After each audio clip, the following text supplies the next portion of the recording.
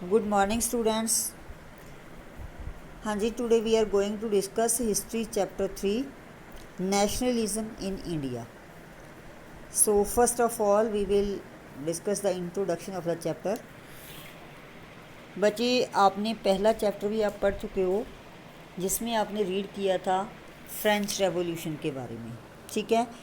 उस वक्त जो है बेटा स्थिति वर्ल्ड की ऐसी थी कि जो जो कंट्रीज़ दूसरे की कॉलोनीज़ बने हुए थे, कॉलोनीज़ का जो कह सकते हैं हम टाइम चल रहा था, समय ऐसा था, तो उसके कारण धीरे धीरे लोग अपने रूलर से तंग परेशान आकर के आज़ादी चाहने लगे थे, ठीक है। फ्रेंच रेवोल्यूशन भी उसी का एक रिज़ल्ट था, उसका एक सिटा था हम कह सकते हैं।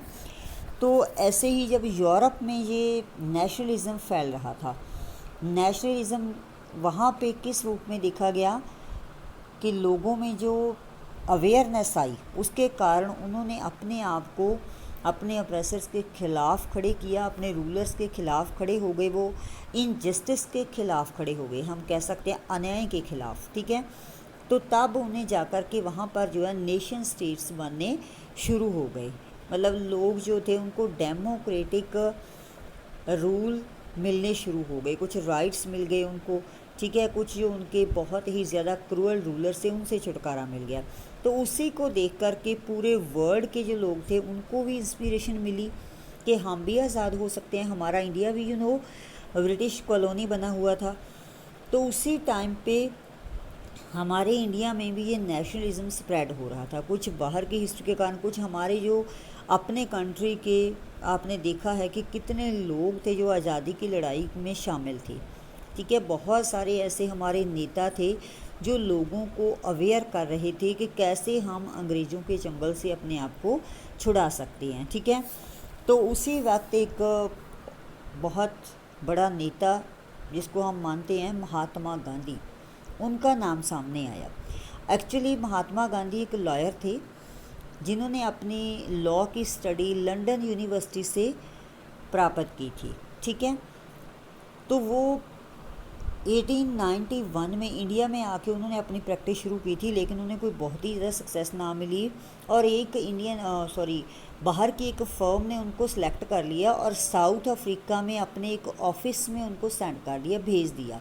तो गांधी जी अपने बच्चों के साथ, अपनी बीवी के साथ 20 ईयर्स तक वहाँ पर रहे और उस वक्त साउथ अफ्रीका में भी वैसा ही कुछ चल रहा था। वहाँ वाइट और ब्लैक पीपल में हमेशा जस्टिस के लिए लड़ाई रहती थी, क्योंकि वाइट पीपल ब्लैक पीपल को, ब्लैक का मतलब है कि वहाँ आपको पता है कि साउथ अफ्रीका के लोग जो हैं उनका कलर बिल्कुल ब्लैक है, ठीक है। और बाकी जो वहाँ पे आने वाले ब्रिटिश लोग थे वो वाइट पीपल थे, उनको वाइट पीपल के नाम से जाना जाता था क्योंकि उनका कलर, उनकी स्किन का कलर जो है बहुत वाइट होता था। तो वो अपने आप को बहुत ज़्यादा सुपीरियर मानते थे और ब्लैक पीपल के साथ या फिर जो भी बाहर के लोग थे उन सब के साथ बहुत ज़्यादा बैड बिहेवियर रखते थे, उनके साथ बहुत बुरा सलूक करते थे। इवन वो आपने हिस्ट्री पढ़ी हुई है वैसे कि वो लोगों के को टच करना भी ये समझते थे कि उनकी बहुत बड़ी इंसल्ट है। तो गांधी जी भी उस वक्त वहाँ पर थे, गांधी जी के साथ भी ऐसा ही कुछ बिहेवियर किया जाता था, ठीक है। बहुत बार उनको ये सब झेलना पड़ा था। एक बार वो ट्रेन में जा रहे थे तो जिस सीट पर वो बैठे थे तो उन्हें फोर्स किया गया कि आप ये सीट छोड़ दो और किसी यूरोपियन को वो सीट देनी थी, लेकिन जब उन्होंने मना किया तो उनको मारा पीटा गया, बहुत बुरा सलूक उनके साथ किया गया। तो इस बात का उनके मन पर बहुत गहरा असर हुआ और वहाँ पर उन्होंने ये सत्याग्रह का रास्ता अपनाकर और लोगों को अपने साथ मिलाकर ये सत्याग्रह किया और उनको सक्सेस मिली, ठीक है। तो और इसी बात को उन्होंने देखा कि हम अपने इंडिया में भी ये सत्याग्रह का रास्ता अपना सकते हैं। तो इसके कारण गांधी जी 1915 में साउथ अफ्रीका से वापस इंडिया आ गए, ठीक है। तो गांधी जी ये सत्याग्रह का जो मास एजिटेशन चाहते थे कि सारे लोग इसमें शामिल हों, ठीक है। सच्चाई के रास्ते पर लोग चलें और इस सच्चाई के रास्ते का, सच्चाई का मतलब ये क्या था, सत्याग्रह का असल मीन क्या है कि ट्रुथ, ठीक है। सच्चाई, सच्चाई का मतलब है कि न्याय के साथ खड़ो और अन्याय के खिलाफ लड़ो, ठीक है। जो भी हमारे साथ अन्याय करता है उसको रोको। तो इसी के कारण इन्होंने, लेकिन ये गांधी जी इकल्ले ऐसा नहीं कर सकते थे, तो सबसे पहले उन्होंने लोगों को इसके बारे में अवेयर किया, बहुत सारे लोगों को अपने साथ में लाया। तो धीरे धीरे बहुत सारे लोग उनके साथ मिलने लगे और उनको जो ओप्रेसर्स थे, जो चाहते थे कि ऐसे बातों से अंग्रेज़ लोग नहीं मानेंगे, उनको मतलब हथियारों की लड़ाई लड़नी पड़ेगी, ठीक है। फाइट करके ही हम उनको यहाँ से भगा सकते हैं। और उन लोगों को भी इस ट्रुथ का रास्ता उन्होंने भी अपनाया। एक बार गांधी जी का बहुत सारे लोगों ने साथ दिया, ठीक है। तो ये एजिटेशन शुरू हुआ हमारे इंडिया में सबसे पहले 1916 में। चैम्परन नाम की एक जगह है जी, बिहार का जो स्टेट है हमारा, बिहार में है।